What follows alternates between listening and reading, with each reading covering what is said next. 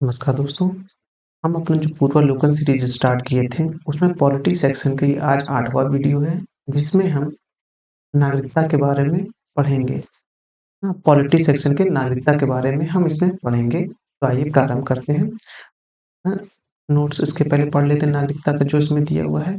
भारतीय संविधान के भाग 2 के अंतर्गत अनुच्छेद 5 से 11 तक नागरिकता का उल्लेख किया गया है। इसमें भाग 2 में अनुच्छेद 5 से 11 तक नागरिकता का उल्लेख किया गया है। भारत में ब्रिटेन के समान एकल नागरिकता का प्रावधान किया गया है। इसके समान ब्रिटेन के समान एकल नागरिकता का प्रावधान किया गया है। अनुच्छेद 11 के अंतर्गत संसद को नागरिकता के संबंध में विधि बनाने की शक्ति दी गई है। सबसे पहले किसको शक्ति दी गई विधि बनाने की? तो विधि बनाने की शक्ति जो है संसद को दी गई है। और किस आर्टिकल में लिखा है? ये आर्टिकल 11 में लिखा है।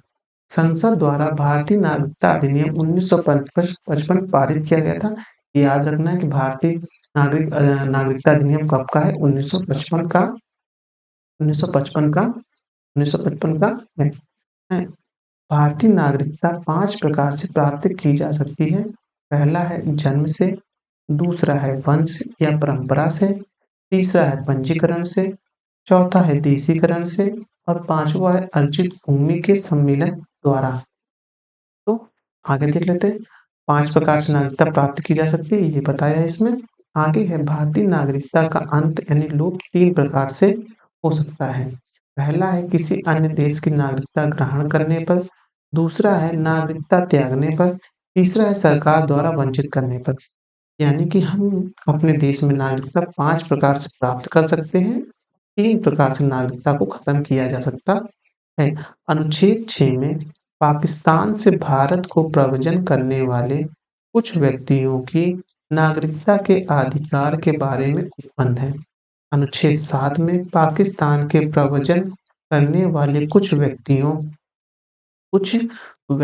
की नागरिकता के अधिकार के बारे में उपबंध है। कहाँ से? पाकिस्तान के प्रव्रजन के करने वाले कुछ व्यक्तियों की नागरिकता के बारे में उपबंध है। अनुच्छेद 8 में भारत के बाहर रहने वाले भारतीय उद्भव के कुछ व्यक्तियों की नागरिकता के अधिकार के बारे में उल्लेख है। अनुच्छेद 9 के अनुसार जब कोई व्यक्ति स्वेच्छा से किसी विदेशी राज्य का नागरिक हो जाता है, तो उसकी भारतीय नागरिकता स्वतः समाप्त हो जाती है। अगर आप किसी दूसरे देश की नागरिकता ग्रहण कर लेंगे, अपने आप ही आपकी नागरिकता भारत की नागरिकता खत्म हो जाएगी। ये किसमें लिखा है? यह अनुच्छेद 9 में वर्णित है। प्रवासी के रूप में रहने वाले विदेशी व्यक्तियों के लिए विदेशीकरण के आधार पर नागरिकता प्राप्त करने के लिए 10 वर्ष तक निवास करना अनिवार्य है।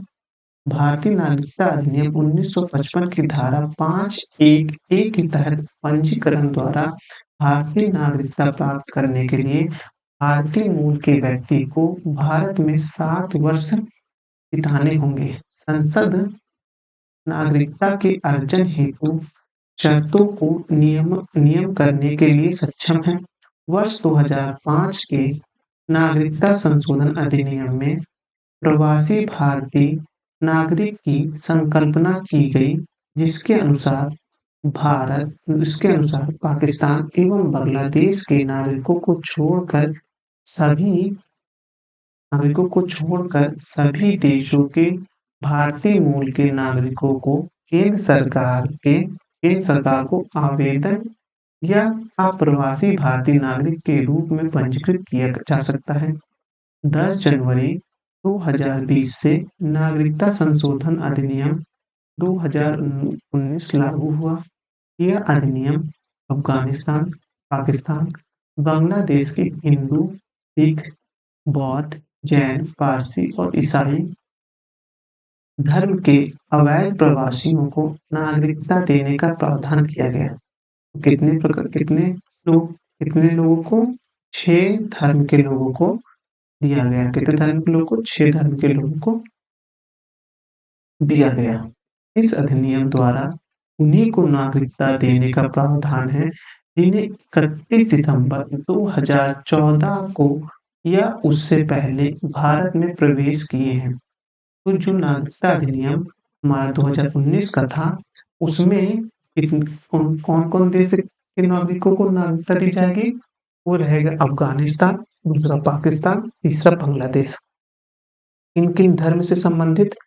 हिंदू, बौद्ध, जैन, सिख, पारसी और आपके ईसाई धर्म के लोगों को दी जाएगी।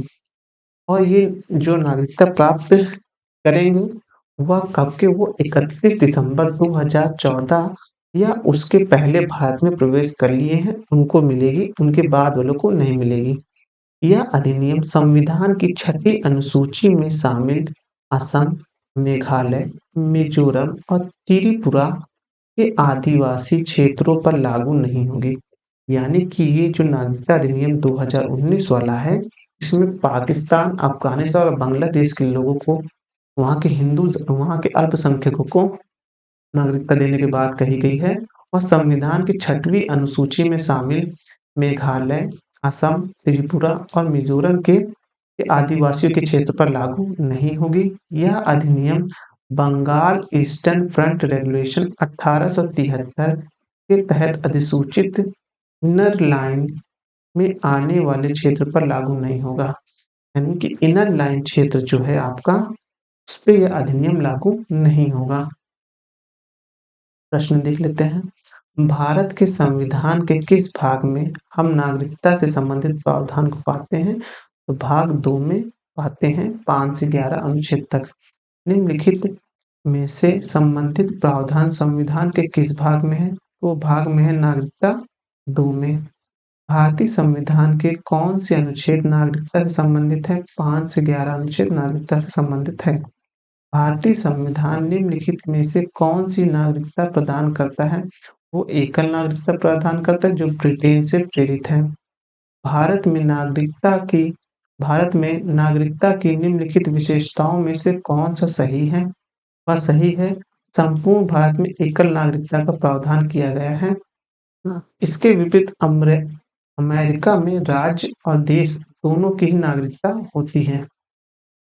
भारतीय नागरिकता नहीं प्राप्त की जा सकती है, वह बैंक में धन जमा करके भारतीय नागरिकता नहीं प्राप्त की जा सकती है। भारत का एक नागरिक अपनी नागरिकता खो देगा यदि वह भारतीय नागरिकता का परित्याग करे, सही है। स्वेच्छा से अन्य देशों की नागरिकता प्राप्त करने, ये भी सही है। किसी अन्य देश के नागरिक से विवाह करता है, यह सही नहीं है, ये सही नहीं है। अन्य देश से नागरिक से विवाह कर लेगा तो उससे नागरिकता नहीं समाप्त होगी। सरकार की आलोचना करता है तो इससे भी नागरिकता समाप्त नहीं होगी। हो गया। भारत के संदर्भ में निम्नलिखित कथनों पर विचार कीजिए। भारत में केवल एक ही नागरिकता और एक ही अधिवास है, जो कि आपका सही है। जो व्यक्ति जन्म से नागरिक हो, केवल वही राष्ट्राध्यक्ष बन सकता है। ये एक प्रकार से गलत और विवादित है। जिस जिस विदेशी को एक बार नागरिकता दे दी गई है, किसी भी परिस्थिति में इससे वंचित नहीं किया जाता, ये भी गलत है, वंचित किया जा सकता है। तो अगर आप तीसरा ऑप्शन हटाते जाएँ, ये भी हटा दीजिए, ये भी हटा दीजिए और दूसरा जो राष्ट्राध्यक्ष वाली बात है, वही केवल शब्द हटा दीजिए, ये भी उत्तर हो जाएगा, तो ऑप्शन नंबर ए सही आएगा। भारतीय संविधान एकल नागरिकता को प्रदान करता है तथा शेष रूप से अनुच्छेद 370 के प्रावधानों को हटाए जाने के पश्चात भारत में केवल एक ही नागरिकता और एक ही अधिवास है। यूएसए की भांति संघ एवं राज्य में या तो दोहरी नागरिकता या दो से अधिक देश की नागरिकता का प्रावधान भारत में नहीं है। संविधान के अनुच्छेद 9 के अनुसार विदेशी राज्य के नागरिक स्वेच्छा से अर्जित करने वाले व्यक्ति भारत के नागरिक नहीं रह जाते हैं। अनुच्छेद 1 सही हुआ। संविधान के अनुच्छेद 58(1) का के अनुसार कोई व्यक्ति भारत का राष्ट्रपति या राष्ट्राध्यक्ष निर्वाचित होने के लिए पात्र तभी होगा जब वह भारत का नागरिक हो। इस हेतु जन्म से नागरिक होना आवश्यक शर्त नहीं है। नागरिकता अधिनियम 1955 की धारा 10 के तहत भारत की नागरिकता प्राप्त करने वाले विदेशी व्यक्तियों को नागरिकता से वंचित किया जा सकता है यदि उनके रजिस्ट्रीकरण या देशीकरण का प्रमाण पत्र प्रकट मिथ्या या अपवेदन या किसी तात्विक तथ्य को छिपाने के द्वारा अभिप्राय अभिप्राप्त किया हो या यदि उसे भारत के संविधान के प्रति अभक्त या अतिपूर्ण दर्शित किया गया हो या यदि उस उसने भारत के किसी युद्ध के दौरान शत्रु देश के साथ विधि विरुद्ध व्यापार या संचार किया हो या यदि वह 7 वर्ष निरंतर भारत से बाहर साधारण निवासी रहा हो तो इस प्रकार से कथन 3 भी गलत है। नवा प्रश्न है नागरिकता संशोधन अधिनियम 2015 के अंतर्गत निम्नलिखित में से कौन भारतीय आधार कार्ड प्रवासी नागरिक के रूप में पंजीकृत होने के लिए अर्ह नहीं है? वे भारतीय जो विभाजन के उपरांत पाकिस्तान प्रवासी हो गए हैं। 10वां प्रश्न देख लेते हैं निम्नलिखित कथनों पर विचार कीजिए नागालैंड असम मणिपुर आंध्र प्रदेश सिक्किम मिजोरम अरुणाचल प्रदेश तथा गोवा के प्रादेशिक मांगों को देखते हुए भारत के संविधान के अनुच्छेद 371 ए से लेकर 371 आई अंतर्निष्ठ किए गए हैं।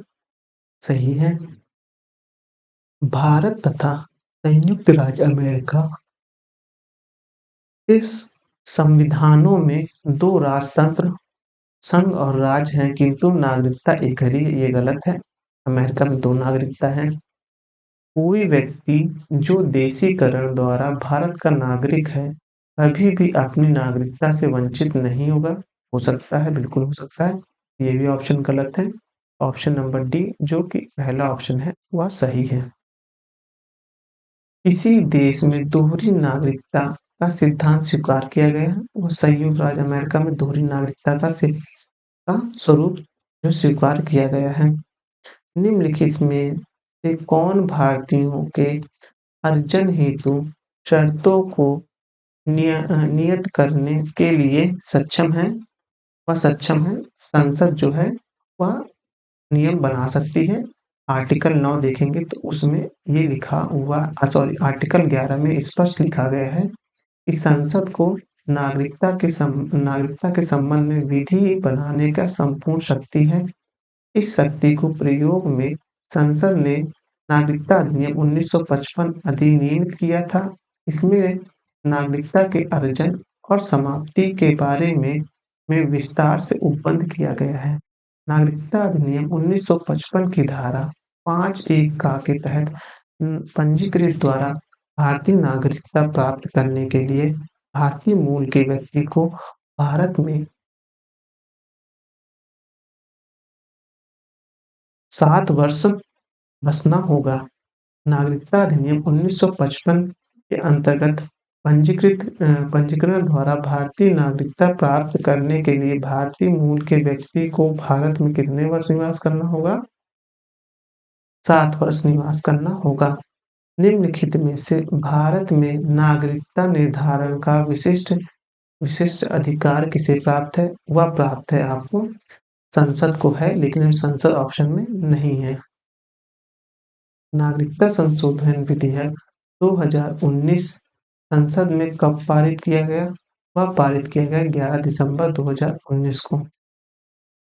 नागरिकता संशोधन कानून कब पारित हुआ? वह पारित हुआ 11 दिसंबर 2019 को पारित हुआ।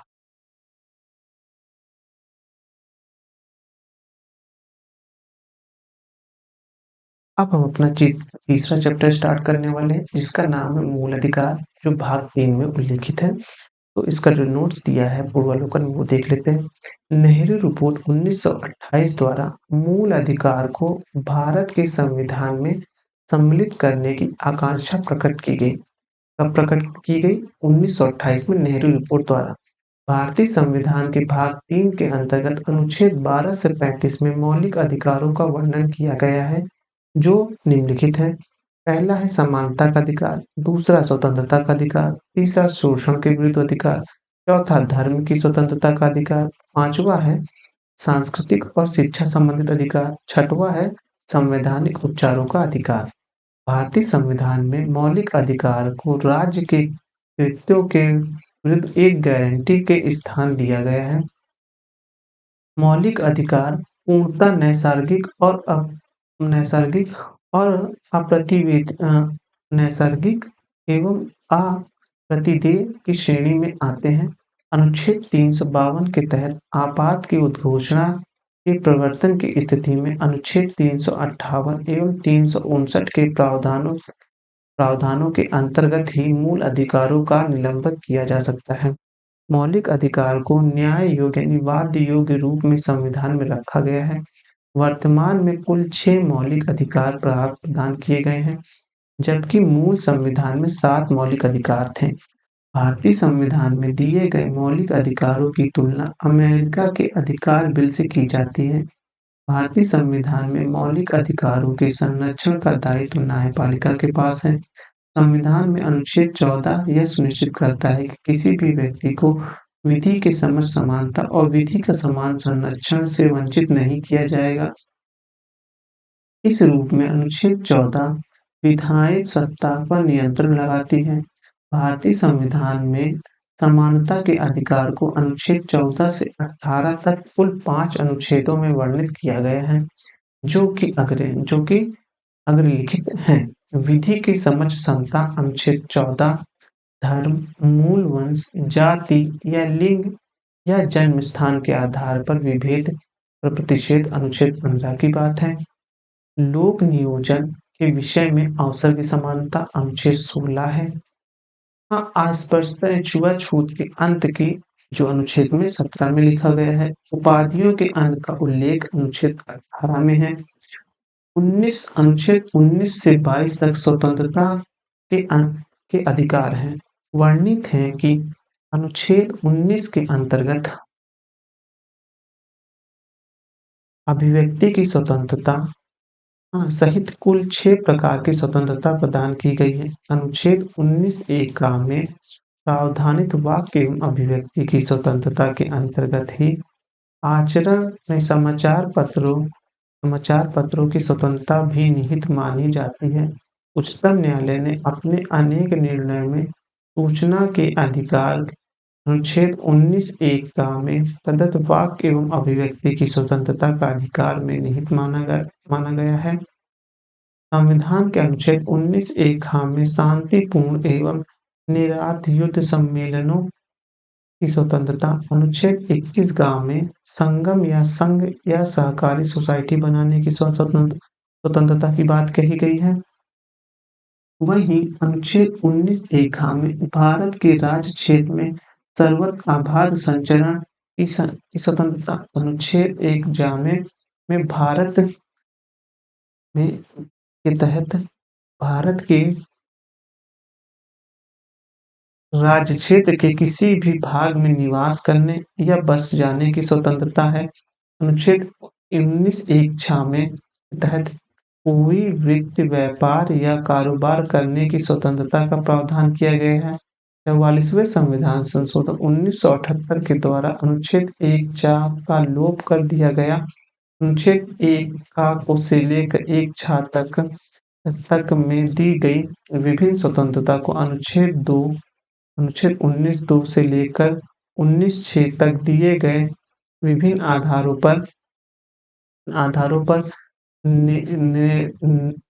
आधारों पर निर्बद्ध आरोपित किए जा सकते हैं। अनुच्छेद 20 का संबंध अपराध के लिए दोष सिद्धि के संबंध में संरक्षण से, अनुच्छेद 21 का संबंध प्राण एवं दैहिक स्वतंत्रता के संरक्षण जीवन के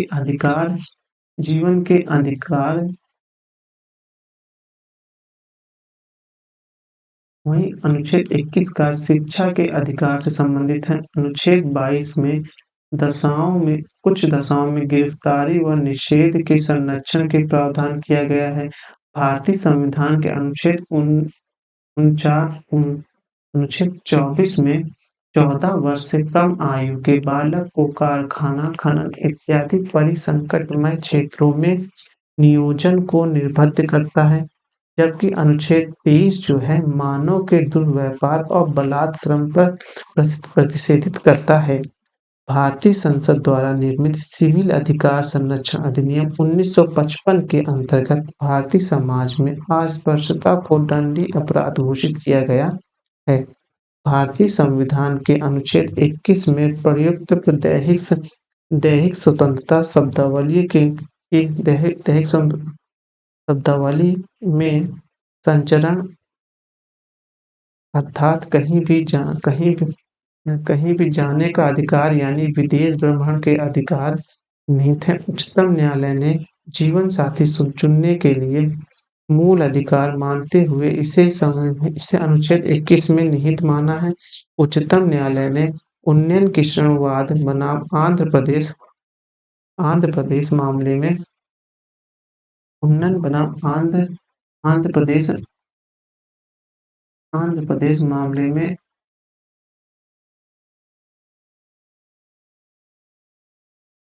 उन्नयन किशोरवाद बनाम आंध्र प्रदेश मामला 1993 में संसद के अनुच्छेद 21 के कार्य क्षेत्र का विस्तार कर शिक्षा के अधिकार को उनमें शामिल किया था। धार्मिक स्वतंत्रता अनुच्छेद 25 धार्मिक स्वतंत्रता किसमें अनुच्छेद 25 के अंतर्गत प्रत्येक व्यक्ति को अपने धर्म का प्रचार करने का अधिकार है, जिसमें सिखों को कृपाण धारण करने एवं रखने का अधिकार समाहित है। भारतीय संविधान के अनुच्छेद 26 धार्मिक कार्यों के प्रबंध की स्वतंत्रता से संबंधित है। अनुच्छेद 29 का संबंध अल्पसंख्यक वर्गों के हितों के संरक्षण से व अनुच्छेद 30 अल्पसंख्यक शिक्षकों के वर्ग के शिक्षा संस्थानों की स्थापना एवं प्रशासन करने के अधिकार से संबंधित है। भारतीय संविधान के 44वें संशोधन अधिनियम 1978 द्वारा संपत्ति के अधिकार को मूल अधिकार की श्रेणी से हटाकर अनुच्छेद 300 का के तहत विधिक अधिकार की श्रेणी में डाल दिया गया।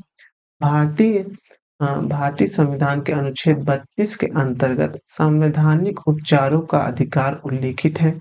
मूल अधिकारों के न्यायिक संरक्षण हेतु अनुच्छेद 32 के अंतर्गत उच्चतम न्यायालय तथा अनुच्छेद 226 के तहत उच्च न्यायालय की शक्ति प्रदान है। सर्वोच्च न्यायालय अथवा उच्च न्यायालय मूल अधिकारों के प्रवर्तन हेतु क्रमशः अनुच्छेद 32 और अनुच्छेद 226 के तहत कई प्रकार की विशेष आदेश जारी करते हैं, जिन्हें आदेश या रीट कहते हैं।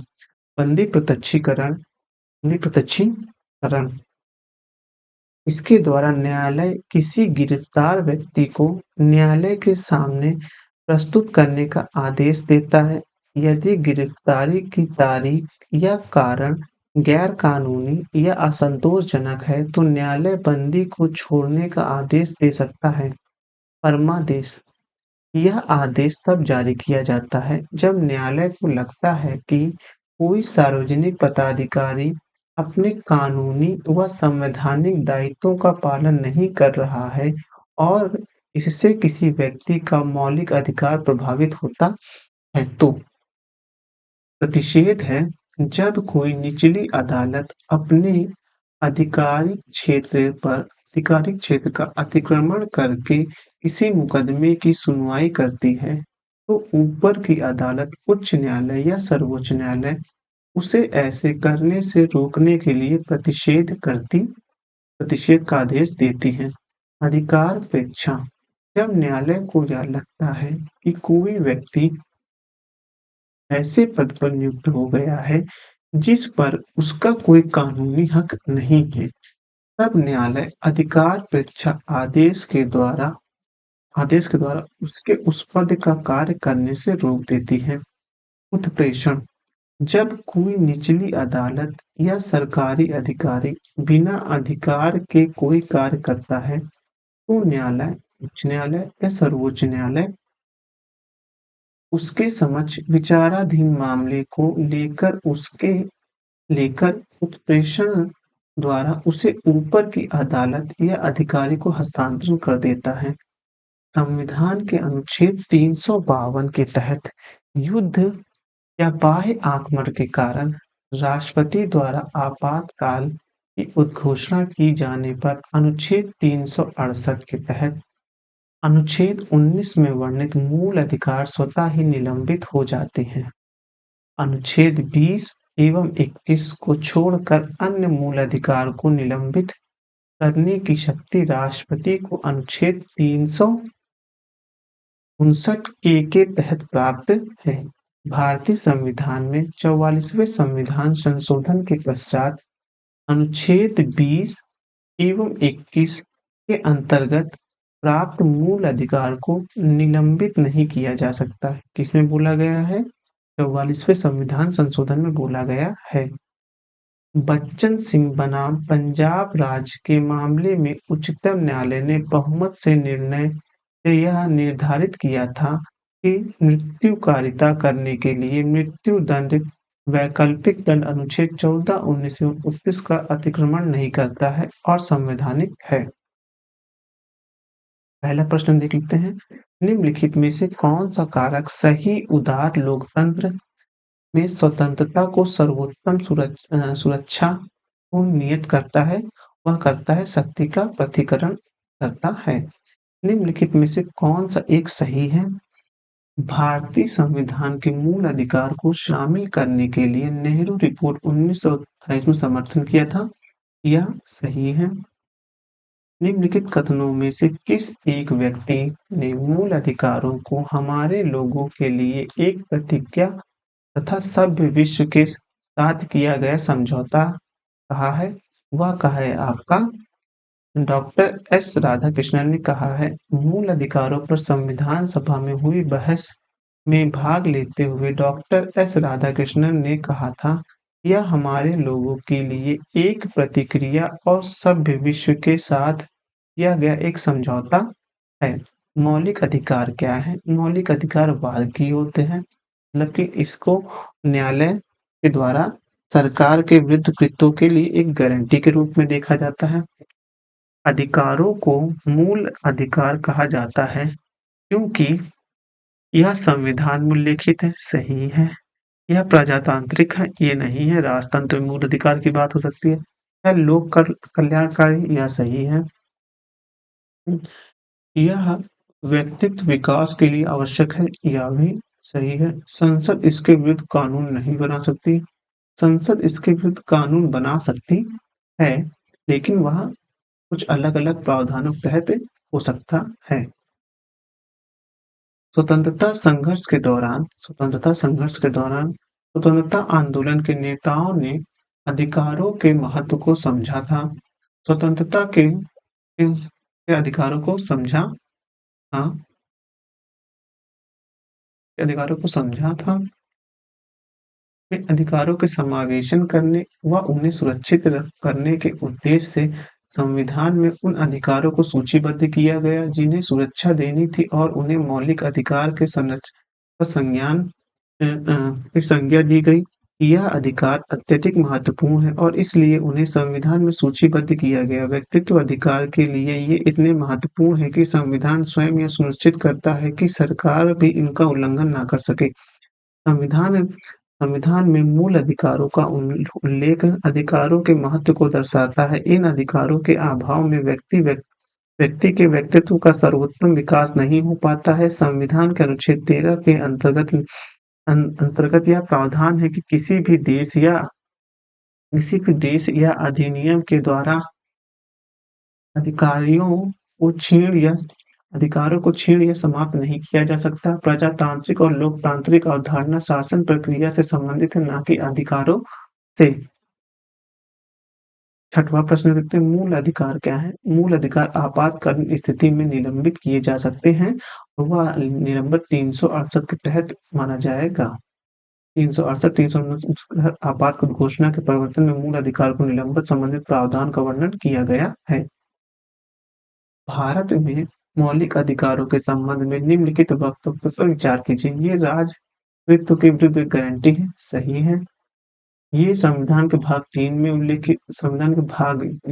3 में सूचीबद्ध है, ये भी सही है। सामाजिक, आर्थिक और राजनीतिक न्याय सुनिश्चित करता है, यह सही नहीं है। ये तीनों न्याय आपको उद्देशिका में मिलेगा, प्रिएम्बल जो बात उसमें मिलेगा। यह संयुक्त राज्य अमेरिका का अधिकार बिल की भांति नहीं है। तो 1 मिनट रुकिए।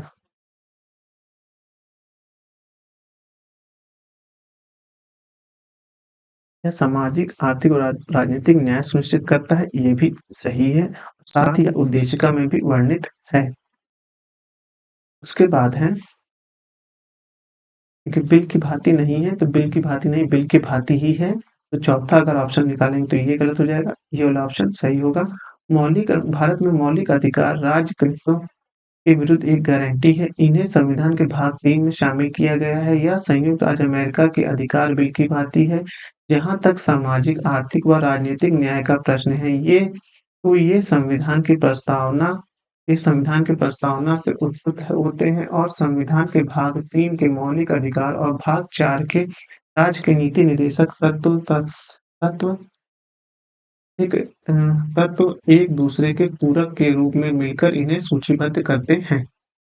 भारतीय संविधान के किस अनुच्छेद के अंतर्गत नागरिकों को मौलिक अधिकार प्रदान किए गए हैं? तो मौलिक अधिकार जो है आपका 12 से 35 के बीच प्रदान किए गए हैं। भारतीय संविधान का कौन-सा अनुच्छेद संवैधानिक प्रावधानों को संघीय संसद या राज्य विधानमंडल द्वारा बनाए गए कानून नियमों को प्राथमिकता प्रदान करता है? वह अनुच्छेद 13 प्रदान करता है। 10वां प्रश्न है, भारतीय संविधान के अनुच्छेद 13 का मुख्य उद्देश्य निम्नलिखित में से किस संदर्भ में संविधान को सर्वोच्चतम सुनिश्चित करता है? वह करता है मौलिक अधिकार के रूप में करता है। 11वां प्रश्न देख लेते हैं। भारतीय संविधान में समानता का अधिकार 5 अनुच्छेदों द्वारा प्रदान किया गया है। वह 14 से 18 तक में 5 अनुदान में किया गया है। 12वां प्रश्न देख लेते हैं। समानता का अधिकार संविधान के निम्न अनुच्छेद में से किसमें है? तो वो 14 में है। सॉरी, इसमें ऑप्शन काफ़ी दिया हुआ है, तो ये देख लेते हैं। 14 में, 15 में, 16 ये तीनों में है आप समानता का अधिकार 14, 15, 16, 17 और 18 तक भी ये जो पूरे तक में उल्लेखित है। ऑप्शन नंबर 2, 3, 4 सही होगा। भारतीय संविधान के निम्नलिखित अनुच्छेदों में से कौन विधायन सत्ता पर पूर्ण नियंत्रण लगाता है? वह लगाता है अनुच्छेद 14 जो है लगाता है। संविधान में निम्नलिखित में से भारत के संविधान का कौन-सा अनुच्छेद कानून के साथ समानता से संबंधित है? वह है अनुच्छेद 14 जो है। संविधान के किस अनुच्छेद में कानून का समान संरक्षण प्रावधान किया गया? वह अनुच्छेद 14 में किया गया है। कानून को लागू करने के मामले में कोई विधान जो कि कार्यपालिका अथवा प्रशासनिक अधिकारियों को अनिर्देशित या अनियंत्रित विवेकाधिकार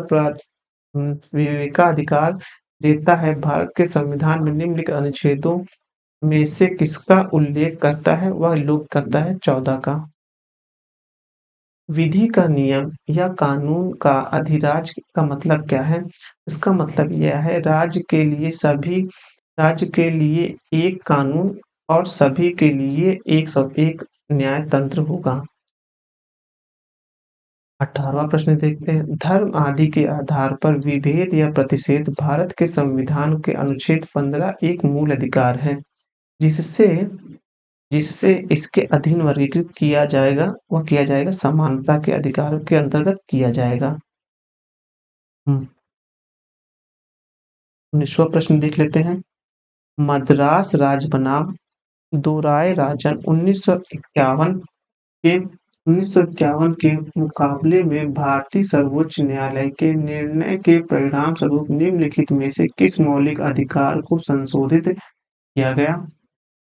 तो संशोधित किया गया था उस वक्त आपका भेदभाव के विरुद्ध अधिकार को संशोधित किया गया था। किसमें किया गया था? मद्रास राज बनाम दोरायराजन वाद में, जो कि 1951 में आया था। मद्रास राज बनाम चंपकड़ी दोरायराजन 1951 के मामले में सर्वोच्च न्यायालय ने निर्णय के परिणाम स्वरूप भेदभाव के विरुद्ध अधिकार अनुच्छेद 15 को संशोधित किया था। इसमें संविधान पहला संशोधन अधिनियम 1951 की धारा 2 द्वारा अनुच्छेद 15(4) जोड़ा गया और इसके तहत सामाजिक और शैक्षणिक दृष्टि से पिछड़े वर्ग की उन्नति के लिए यह अनुसूचित जाति या अनुसूचित जनजाति के लिए राज्य द्वारा विशेष विशेष प्रबंध कर सकने का प्रावधान किया गया है। संविधान के किस अनुच्छेद के अंतर्गत शैक्षणिक संस्थाओं में, जिसमें गैर सरकारी व गैर अनुदान प्राप्त भी सम्मिलित है, अन्य पिछड़े अनुसूचित जाति अनुसूचित जनजाति हेतु आरक्षण की सुविधा प्रदान करता है? वह है 15(5). संविधान के किस अनुच्छेद के अनुसार ओबीसी अन्य पिछड़ा वर्ग को आरक्षण का प्रावधान किया गया है? वह है 15(4) और 16(4) के माध्यम से। भारतीय संविधान के निम्नलिखित अनुच्छेदों में से कौन सा एक लोक नियोजन के विषय में भारत के सभी नागरिकों को अवसर की समानता देता है? वह देता है आपका अनुच्छेद 16(1) और 16(2) यह नियोजन में, जो लोक नियोजन के विषय में है। भारतीय संविधान में जैसा निहित है, निम्न में से कौन सा समानता के मौलिक अधिकार के सम्मिलित नहीं है? वह है आर्थिक समानता, जो है इसमें सम्मिलित नहीं है। कथन और कारण के प्रश्न है। सामाजिक, आर्थिक और राजनीतिक क्षेत्र में समान आधार निर्मित करने के उद्देश्य से राज्य असमान लोगों के लिए भिन्न व्यवहार कर सकता है, क्योंकि समान लोगों में विधि समान होगी और समान रूप से प्रसारित की जाएगी। तो ये दोनों सही एक दूसरे का सही उल्लेख भी करते हैं। निम्नलिखित में से इसने भारतीय न्यायालय को समान कार्य करने के लिए समान वेतन का मौलिक अधिकार निगमन करने हेतु सक्षम किया था। संविधान की प्रस्तावना में प्रयुक्त समाजवादी शब्द सही है। यानी ये को संविधान के अनुच्छेद 14 के साथ मिलाकर पढ़ना चाहिए, ये भी सही है। ए को संविधान में अनुच्छेद 16 के मिला पढ़ना चाहिए, ये भी सही। तो ए बी सी तीनों सही, यानी कि ऑप्शन नंबर डी जो है वो सही होगा। 26 नंबर प्रश्न देख लेते हैं। भारतीय संविधान की प्रस्तावना में प्रयुक्त समाजवादी शब्द को निम्नलिखित किस अनुच्छेद या अनुच्छेदों के साथ मिलाकर पढ़ाने से सर्वोच्च न्यायालय को समान कार्य के लिए समान वेतन को मौलिक अधिकार परिभाषित करने की शक्ति प्राप्त हुई है? वह अनुच्छेद 14 और 16 के माध्यम से प्राप्त हुई है। संविधान के किस प्रावधान द्वारा अस्पृश्यता का उन्मूलन किया गया है?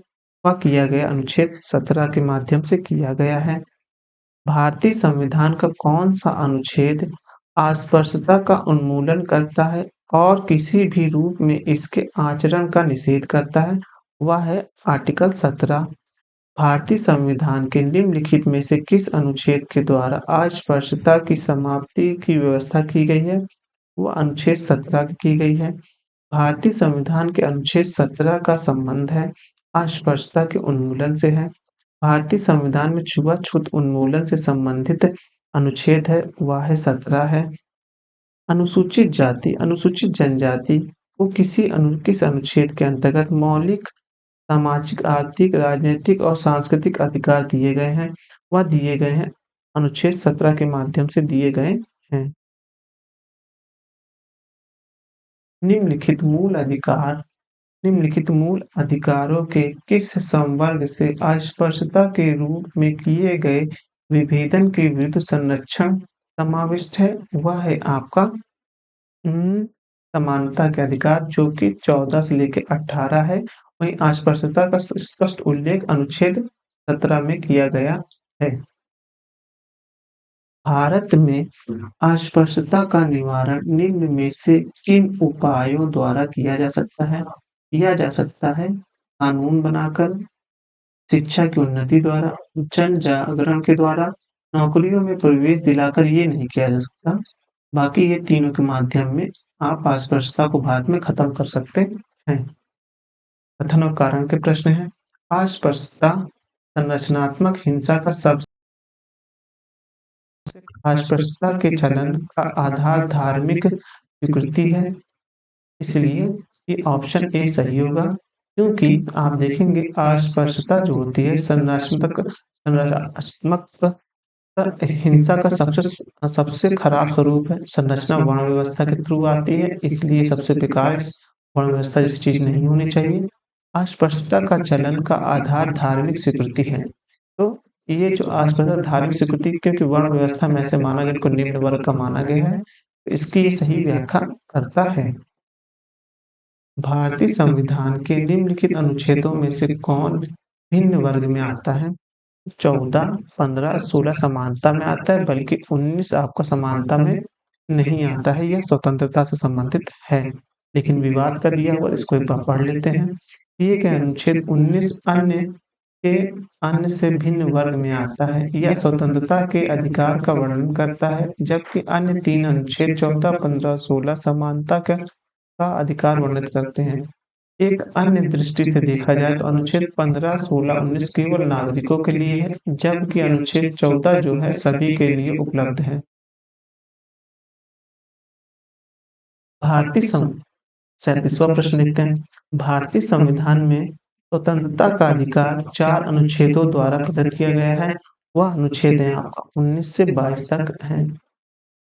वह अनुच्छेद कहाँ तक है? वह अनुच्छेद आप देखेंगे 19 से 22 तक है।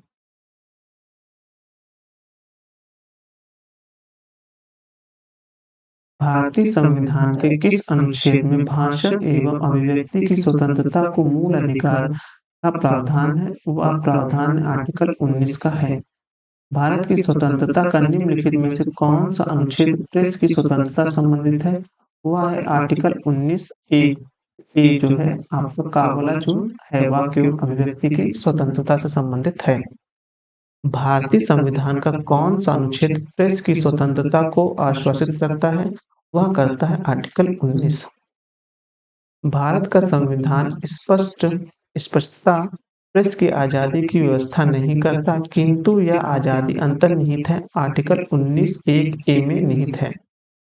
भारत में समाचार पत्र का स्वतंत्रता आर्टिकल 19 एक ए के स्वरूप में प्राप्त। उच्चतम न्यायालय की व्यवस्था के अनुसार निजी भवन के ऊपर राष्ट्रीय झंडा फहराना इसके तहत आता है। वह आता है आर्टिकल 19 एक ए के थ्रू आता है, नागरिक के थ्रू आता है। स्वतंत्रता के अधिकार के भाग के रूप में निम्नलिखित में से कौन सा बिना हथियार के शांतिपूर्ण ढंग से इकट्ठा होने के अधिकार के रूप में आता है? वह आता है घेराव। अफसर जो अपना कर्तव्य नहीं निभाते हैं उनको लेकर आता है। निम्नलिखित में से इस आधार के कारण नागरिक की विचार अभिव्यक्ति की स्वतंत्रता पर प्रतिबंध नहीं लगाया जा सकता व नहीं लगाया जा सकता, अवांछनीय आलोचना के कारण नहीं लगाया जा सकता है। भारतीय गणराज्य के संविधान का कौन सा अनुच्छेद व्यक्ति की प्राण एवं दैहिक स्वतंत्रता के से संबंधित है? प्राण एवं दैहिक स्वतंत्रता किसमें है? अनुच्छेद 21 में है। भारतीय संविधान के किस अनुच्छेद में विधि की सम्मत प्रक्रिया के सिद्धांत को शामिल किया गया है? वह अनुच्छेद 21 में शामिल किया गया है। भारतीय संविधान का कौन सा अनुच्छेद व्यक्ति के विदेशी यात्रा के अधिकार को संरक्षण प्रदान करता है? वह करता है आर्टिकल 21 करता है। निम्नलिखित में से किन्हें सर्वोच्च न्यायालय के मौलिक अधिकार के रूप में मान्यता दी है? आवास का अधिकार, विदेशी यात्रा का अधिकार, समान कार्य के लिए समान वेतन का अधिकार। यह तो तीनों को ही दिया गया है। 50वां प्रश्न है, निम्नलिखित अधिकारों में से कौन-सा अधिकार अनुच्छेद 19 एक डी को अनुच्छेद 21 से मिलाकर पढ़ने पर प्राप्त होता है? वह होता है आपका एकांकता का अधिकार जो है वो होता है। 52वां प्रश्न है, निजता के अधिकार को जीवन एवं व्यक्तिगत स्वतंत्रता के अधिकार के अंतर्भूत भागों के रूप में संरक्षित किया जाता है। भारत के संविधान में निम्नलिखित में से किससे उपयुक्त कथन सही एवं समुचित ढंग से आर्थित होते हैं? वह होता है आपका भाग अनुच्छेद 21 भाग 3 की गारंटी की स्वतंत्रता देता है। भारत की स्वतंत्रता के किस अनुच्छेद के अंतर्गत निजता का अधिकार संरक्षित है? वह अधिकार 21 से संबंधित है। भारत के संविधान का कौन सा अनुच्छेद अपनी पसंद के व्यक्तियों से विवाह करने के लिए व्यक्ति के अधिकार को संरक्षण देता है? वह देता है आर्टिकल 21। स्वयं के प्रति अधिकार देता है, वो देता है। निम्नलिखित में से कौन संविधान के अनुच्छेद 21 के दायरे में नहीं आता है? वह मृत्यु दंड नहीं आता है। निम्नलिखित में से कौन सा एक अधिकार राष्ट्रीय आपातकाल तक में भी समाप्ति या सीमित नहीं किया जा सकता? वह नहीं किया जा सकता है व्यक्तिगत स्वतंत्रता जीवन का अधिकार नहीं किया जा सकता है। 56वां प्रश्न है, उच्चतम न्यायालय के किस मामले के निर्णय के कारण संविधान में अनुच्छेद 21 में कार्यक्षेत्र का विस्तार कर शिक्षा के अधिकार को शामिल किया गया? वह किया गया उन्नयन कृष्ण बनाम आंध्र प्रदेशवाद में किया गया, जो कि 1993 में से लागू हुआ था।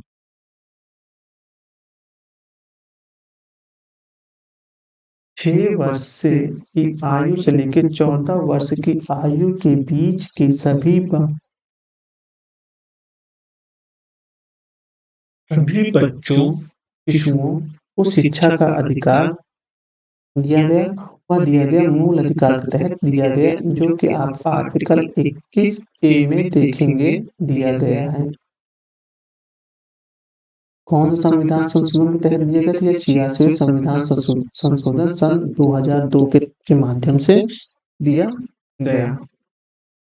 भारतीय संविधान में संशोधन करके शिक्षा का अधिकार कब जोड़ा गया? वो 1 अप्रैल 2010 से जोड़ा गया। निम्नलिखित में से कौन सा एक मानव अधिकार भारतीय संविधान के अंतर्गत मौलिक अधिकार है? वह है शिक्षा का अधिकार है। वह शिक्षा का अधिकार है। राज्य 6 से 14 वर्ष के सभी बच्चों को निःशुल्क एवं अनिवार्य शिक्षा प्रदान करेगा, क्योंकि एक प्रजातांत्रिक समाज में शिक्षा का अधिकार मानव अधिकार के रूप में विकास के अधिकार की व्याख्या के लिए अपर्याप्त है। तो इसमें है आपका ऑप्शन नंबर ए सही होगा। 61वां प्रश्न देख लेते हैं। भारत के संविधान में शोषण के विरुद्ध अधिकार द्वारा प्रदत्त में कौन सा परिकल्पित है? मानव देह का व्यापार और बंधुआ मजदूरी का निषेध जो शोषण का है, सही है। अस्पृश्यता का उन्मूलन इस समानता के अधिकार से है। तो सेकेंड वाला ऑप्शन आपका इसमें गलत हो जाएगा, ये गलत हो जाएगा, ये गलत हो जाएगा, ये गलत हो जाएगा। तो जाहिर सी बात है पहला और चौथा सही है, अगर तीसरा पढ़ने की जरूरत नहीं है। चौथा है कारखाने और खदानों में बच्चों का नियोजन है, जो कि ये है सही है आर्टिकल 24 के थ्रू। फिर अब है भारतीय संविधान का कौन सा अनुच्छेद बच्चों के शोषण के विरुद्ध मौलिक अधिकार से संबंधित है? वह अधिकार है 24 बच्चों के शोषण से संबंधित है। भारत के संविधान का अनुच्छेद 24 जोखिम पूर्ण कार्य से संबंधित कारखानों में बालकों के नियोजन का निषेध करता है। ऐसा निषेध है एक पूर्ण निषेध के अंतर्गत आता है। भारत के संविधान के अंतर्गत कौन सा अनुच्छेद कारखाने में बालकों के नियोजन पर प्रतिषेध लगाता है, वो 24 लगाता है। मूल अधिकारों से संबंधित संविधान के निम्नलिखित अनुच्छेदों में से कौन सा एक प्रत्यक्ष रूप से बालकों के शोषण संबंधित है? वह है 24। आईसीसीपीआर अनुच्छेद द्वारा बाल अधिकार को सुनिश्चित किया गया है, वह किया गया है 24 के द्वारा किया गया है। संविधान का कौन सा अनुच्छेद दोष सिद्धि के संबंध में अभियुक्ति को दोहरे दंड व स्व अभिशासन के संरक्षण प्रदान करता है? वह है अनुच्छेद 20। किसी अपराध के अभियुक्त को स्वयं अपने विरुद्ध गवाह बनने के लिए बाध्य नहीं किया जा सकता। भारतीय संविधान के किस अनुच्छेद में ये उल्लेखित है? वह अनुच्छेद है 20(3) में उल्लेखित है। किसी व्यक्ति को एक बार से अधिक अभियोजित और दंडित नहीं किया जाएगा। अपराधों के लिए दोष सिद्धि के संबंध में उपरोक्त संरक्षण किस अनुच्छेद के अंतर्गत किए गए हैं? वह अनुच्छेद 20 है। बंदी बनाए गए व्यक्तियों के मौलिक अधिकार की रक्षा किस अनुच्छेद में प्रदत्त है? वह अनुच्छेद जो है 22 में है। 71वां प्रश्न देख लेते हैं। निम्नलिखित में से कौन सुमेलित नहीं है, कौन मैच नहीं कर रहा है? अनुच्छेद 22(1) स्वयं की पसंद के अधिवक्ता द्वारा प्रतिरक्षा का अधिकार, ये सही है। 22(4) निवारक निरोध का उपबंध करने वाली कोई विधि 3 माह से अधिक निषेध किया जाना प्राधिकृत नहीं करेगी, सही है। अनुच्छेद 22 जो है संसद विधि द्वारा उन परिस्थितियों का निर्धारण कर सकेगी जिसके अंतर्गत 3 माह से अधिक के निरोध की जा सकती है, ये गलत है आपका, ये सुमेलित नहीं खा रहा है। 21 गिरफ्तार किए गए व्यक्तियों की गिरफ्तारी के कारणों को यथासंभव संभव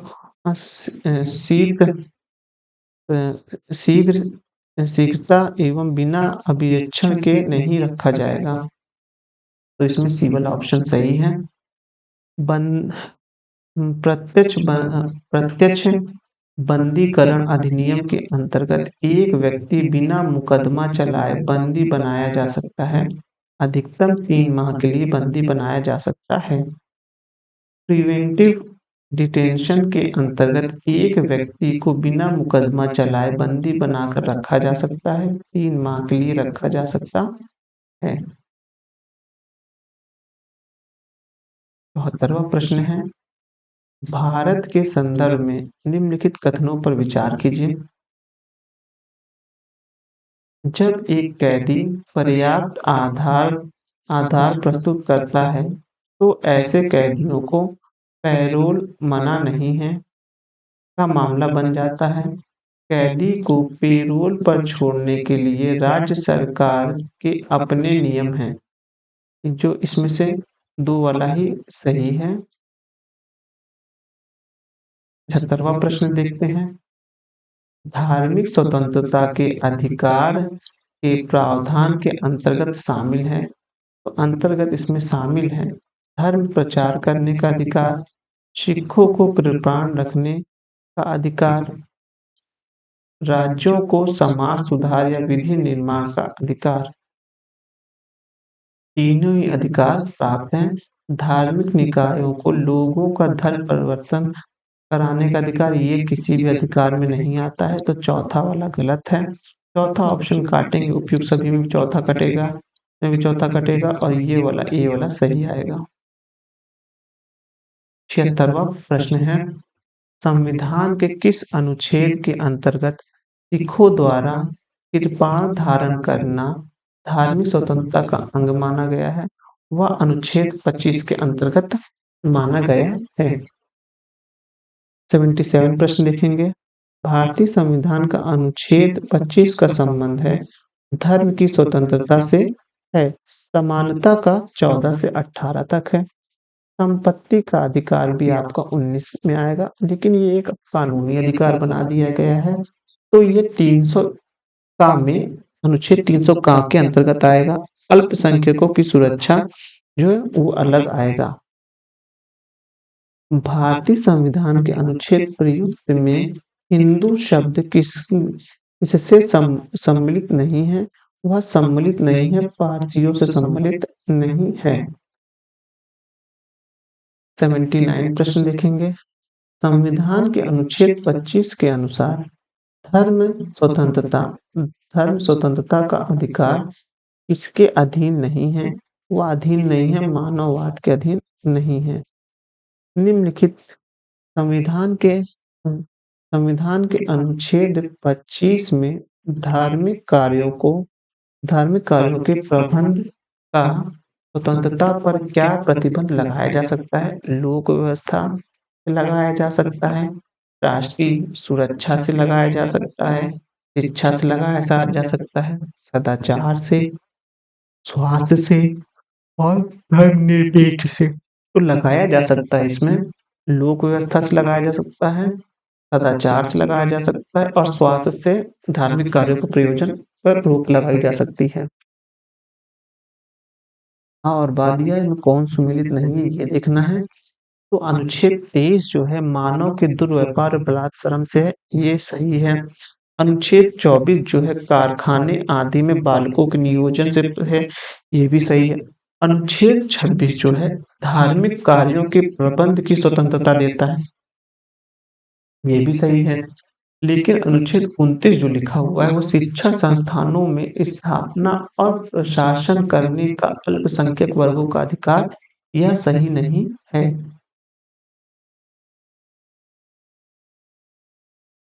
इसको देख लेते हैं।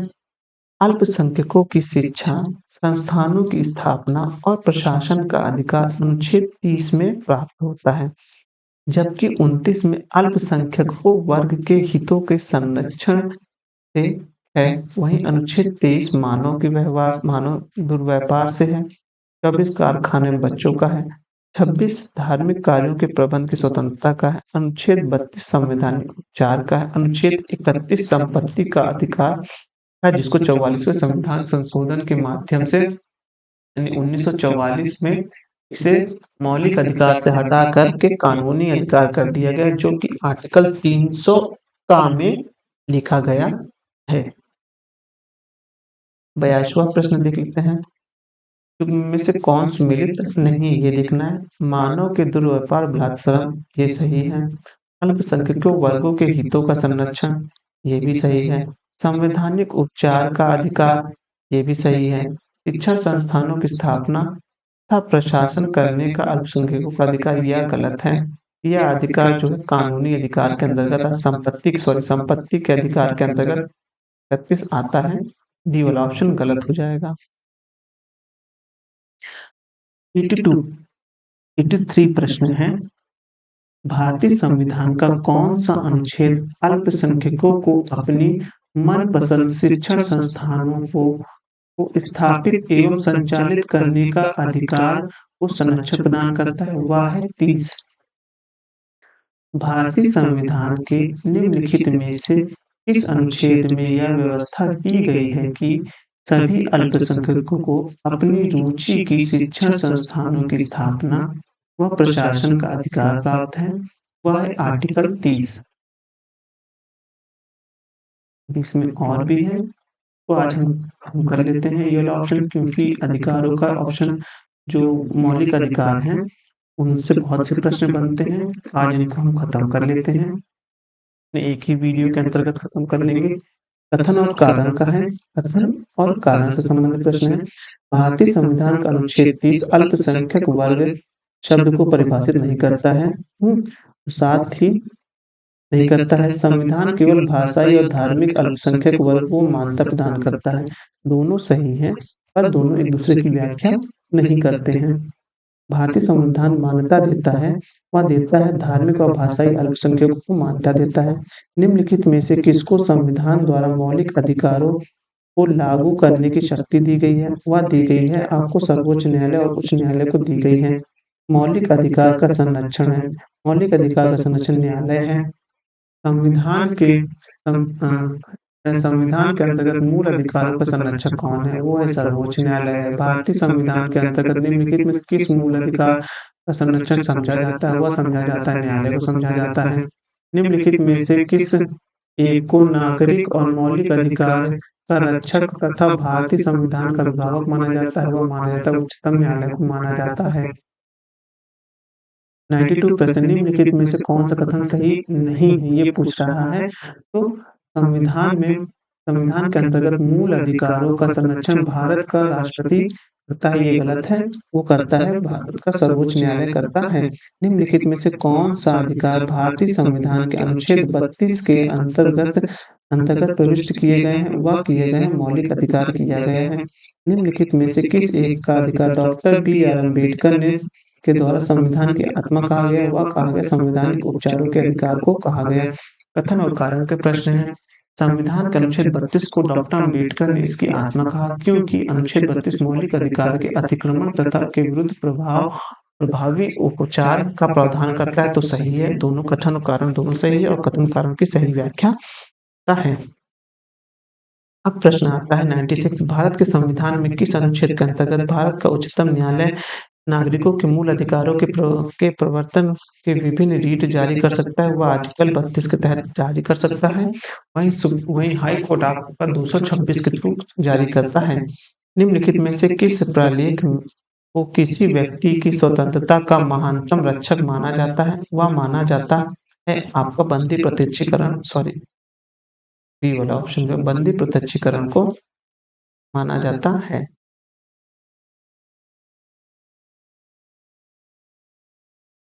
व्यक्तिगत स्वतंत्रता के लिए उच्च उच्च न्यायालय निम्नलिखित में से किस रीट को जारी करता है?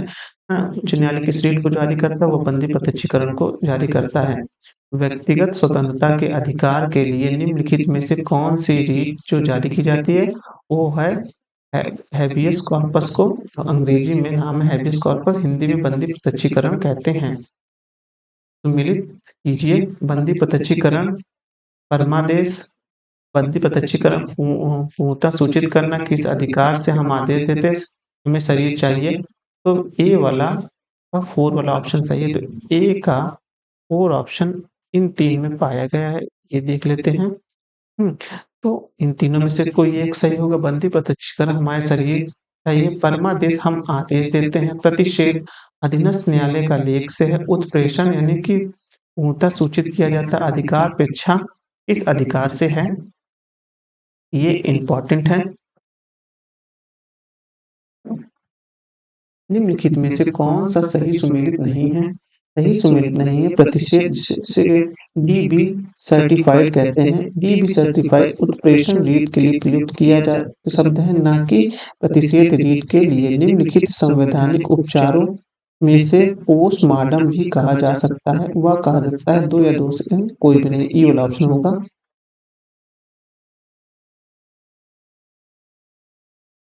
एक ऐसी याचिका जो न्यायपालिका द्वारा जारी की जाती है तथा जिसमें न्याय कार्यपालिका से कहा जाता है वह ऐसे कार्य करे जो उसे प्रदत्त शक्तियों के अंतर्गत करना चाहिए, उस रीट को कहते हैं मैडहर्स्ट रीट मैडमस्ट रीट कहते हैं।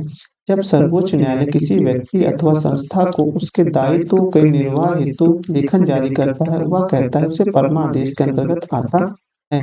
आर्टिकल 16(2) सूची दिया है, सूची 2 दिया गया है। ये क्वेश्चन आप लंबे थोड़ा दिए गए हैं, इनको समझ के पढ़िए और आर्टिकल्स पे सेट लगाइएगा, तो ये वाला ऑप्शन जो है इसका सही आएगा।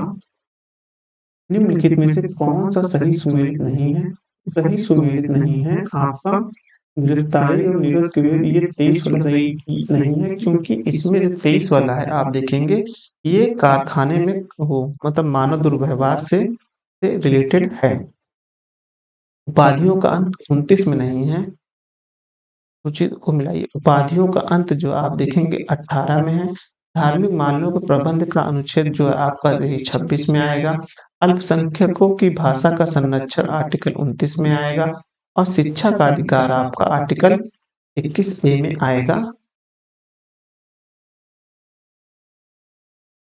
मौलिक अधिकार जो है, ये क्या लिखा हुआ मूल ढांचे का सिद्धांत, हाँ, ये है मौलिक अधिकार संविधान के 42वें संविधान संशोधन द्वारा आएगा।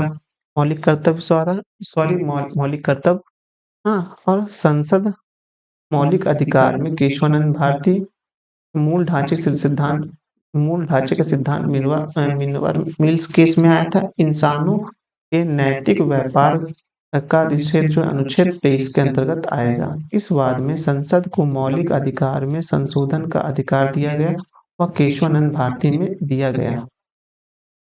110वां प्रश्न है। देखते हैं इसमें कितने और प्रश्न हैं।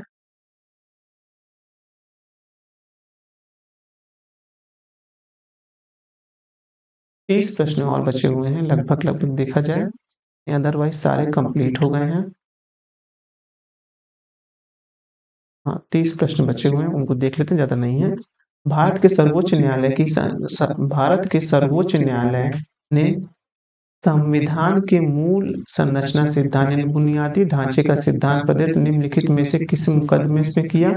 वह किया केशवानंद भारती के माध्यम से किया। निम्नलिखित में से किस वाद ने भारतीय संविधान के मूल संरचना का सिद्धांत की रूपरेखा प्रदान की? वह केशवानंद भारती मामले की। मूल अधिकार से संबंधित निम्नलिखित निर्णयों पर सही क्रम लगाई। गोलकनाथ केशवानंद भारती बनाम और कौन-कौन से हैं? मिन्ना मिलर्स बनाम और के.एन. गोपाल बनाम राजा। तो सी वाला ऑप्शन इसमें सही है। एन के गोपालन जो 1950 के, गोलकनाथ 1967 के, केशवानंद भारती 1973 के, मिन्ना मिलर्स जो है आपको 1980 का है। भारत में संपत्ति के अधिकार की क्या स्थिति है? यह एक विधिक अधिकार बना दिया गया। अब ये है 44वें संविधान संशोधन के माध्यम से संपत्ति का अधिकार एक क्या है? एक कानूनी अधिकार या विधिक अधिकार दोनों हो सकते हैं। कथन कारण से प्रश्न है। 44वें संविधान संशोधन 1978 द्वारा संपत्ति के अधिकार को मौलिक अधिकार की सूची से हटा दिया गया क्योंकि संपत्ति के अधिकार को संविधान के भाग 12 से अनुच्छेद 330 के तहत विधिक अधिकार बना दिया गया। तो कथन ए सही है, फिर कथन दो, दोनों ही कथन सही हैं। वर्तमान समय में भारतीय संविधान के अंतर्गत संपत्ति का अधिकार है, एक विधिक अधिकार के अंतर्गत आ गया है। निम्नलिखित कथनों पर विचार कीजिए। ये 301 नहीं 300 का है, ये गलत है। संपत्ति का अधिकार एक विधिक अधिकार है परंतु मूल अधिकार नहीं है। सही है। ये 44वें संविधान संशोधन द्वारा किया गया था।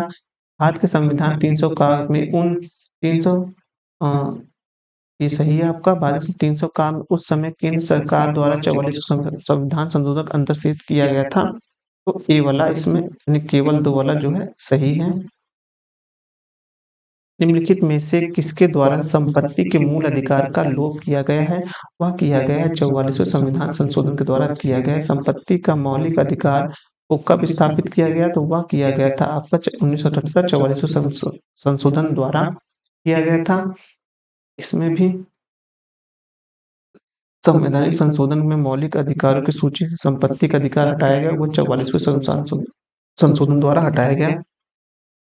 इस संशोधन के द्वारा संपत्ति के अधिकार को समाप्त किया गया। वो था 44वां संविधान संशोधन द्वारा किया गया। भारतीय संविधान में 44वें संशोधन से मौलिक अधिकारों की श्रेणी से निम्नलिखित में से किस अधिकार से हटाया गया? वह हटाया गया संपत्ति के अधिकार को हटाया गया।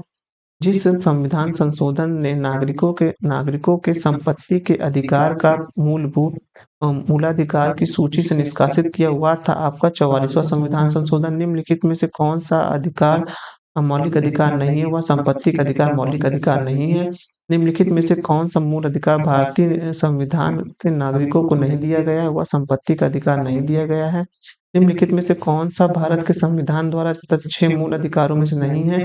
वह नहीं है आपका शोषण के विरुद्ध धर्म की स्वतंत्रता का अधिकार है, ये भी है। विरोध का अधिकार ये नहीं है, ये गलत है, विरोध का अधिकार नहीं है। 127वां प्रश्न है। भारतीय संविधान निम्न में से कौन सा अधिकार प्रदान नहीं करती है? वह अधिकार प्रदान समान अवसर का अधिकार प्रदान नहीं करती है। निम्नलिखित में से कौन-सा मूल अधिकार भारतीय संविधान के नागरिकों को नहीं दिया गया है? वह नहीं दिया गया है आपका सूचना का अधिकार नहीं दिया गया क्योंकि इसके लिए एक्ट बनाया गया है जो कि सूचना का अधिकार अधिनियम 2005 के द्वारा है। यह संविधान में वर्णित नहीं है या यह अधिकरण बना के दिया गया है। निम्नलिखित वक्तव्य पर विचार कीजिए किसी को राष्ट्रीय गान के लिए बाध्य नहीं किया जा सकता क्योंकि इससे उसके वाक्य एवं व्यक्ति की स्वतंत्रता का अधिकार है। इससे अंतःकरण और धर्म के आबाद के रूप का आचरण प्रसार करने या स्वतंत्रता का अधिकार का उल्लंघन होगा। राष्ट्रीय गाने के लिए किसी को बाध्य करने वाला कोई विधिक उपबंध नहीं है, तो ऑप्शन नंबर तीनों जो है सही है। उन मौलिक अधिकारों का चयन करें जो भारतीय नागरिकों को प्राप्त हैं परंतु गैर नागरिकों को नहीं है। तो वो है 14, 15, 19, 29, 30 जो हैं वो पाए गए हैं। शॉर्ट में याद रख लीजिए 14, 15, 19, 29, 30 केवल नागरिकों को प्राप्त हैं, बाकी नागरिक और गैर नागरिकों को भी प्राप्त है। निम्नलिखित में से कौन सा मूल अधिकार विदेशी नागरिकों को प्राप्त नहीं है? विदेशी नागरिक अभिव्यक्ति की स्वतंत्रता का अधिकार नहीं प्राप्त है। संविधान संशोधन के अंतर्गत निम्नलिखित अधिकारों में से कौन-सा एक अधिकार सभी व्यक्तियों को प्राप्त है? वह सभी व्यक्ति विधि के समान संरक्षण के अधिकार सभी को प्राप्त है। निम्नलिखित अधिकारों में से कौन-सा अधिकार भारत के सभी व्यक्तियों को उपलब्ध नहीं है? वह सभी व्यक्तियों को उपलब्ध नहीं है। भेदभाव के विरुद्ध देश भर में घूमने का और चुनाव लड़ने का सभी को अधिकार नहीं, केवल भारतीय नागरिकों को अधिकार है ये। भारतीय संविधान द्वारा प्रदत्त निम्न में से कौन-सा अधिकार गैर नागरिकों को भी उपबंधित है? वह है संवैधानिक निराकरण का अधिकार सभी को है। भारत में रहने वाले ब्रिटिश नागरिक दावा नहीं कर सकते हैं, वो व्यापार एवं व्यवसाय की स्वतंत्रता का दावा नहीं कर सकते हैं। हुँ, का दावा नहीं कर सकते हैं। भारत के किसी धार्मिक धार्मिक संप्रदाय समुदाय को यदि राष्ट्रीय स्तर पर अल्पसंख्यक वर्ग का दर्जा दिया जाता है, तो वह किस या किन लाभों से का हकदार हो जाता है? वह हो जाता है आपका यह संप्रदाय समुदाय विशेष शैक्षणिक संस्थानों की स्थापना और संचालन कर सकता है, पहला। और तीसरा है यह संप्रदाय समुदाय प्रधानमंत्री के 15 पॉइंट कार्यक्रम की में भी प्राप्त कर सकता है, ये भी सही है। बंधुआ मजदूरी उन्मूलन अधिनियम संसद ने पारित किया था। यह पारित किया था 1976 में किया था। जोखिम भरे उद्योगों में बाल श्रमों का उपयोग निषेध किया गया है। वह किया गया उपयुक्त सभी के द्वारा, भारत के संविधान के द्वारा भी किया गया है। 10 सितंबर 1996 में सर्वोच्च न्यायालय ने भी यह निर्णय दिया। संयुक्त राष्ट्र चार्टर के द्वारा भी किया गया है। हुँ। पूर्व कीजिए बिना कर्तव्य के उसी प्रकार जैसे मनुष्य बिना परछाई के वो क्या है अधिकार।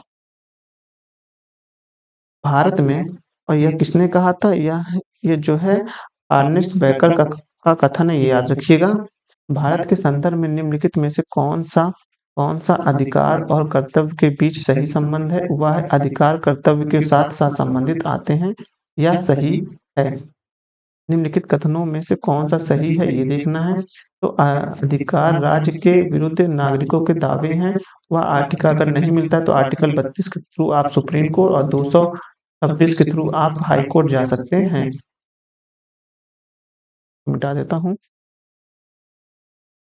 सेवा के अधिकार सेवा के अधिकार की अवधारणा प्रस्तुत की थी, वह की थी आपका ग्रेट ब्रिटेन ने की थी। इस प्रकार से ये खत्म हुआ हमारा जो भाग 3 में मौलिक अधिकार थे। अब अपने दूसरे वीडियो में जो हमारा वीडियो शायद 8वाँ वीडियो होगा, 1 मिनट में देख लेता हूँ उसमें कौन-सा वीडियो होगा, जो हमारा नेक्स्ट वीडियो होगा, संख्या लिख देते हैं। इससे ध्यान रहे कि अपना कौन-सा वीडियो शूट कर रहे हैं।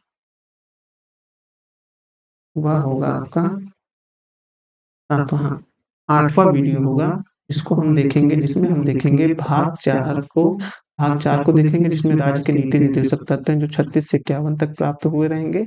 अगर आपको हमारे वीडियो पसंद आ रहे हैं तो हमारे चैनल्स को सब्सक्राइब करिए, हमारे वीडियो को लाइक करिए। धन्यवाद।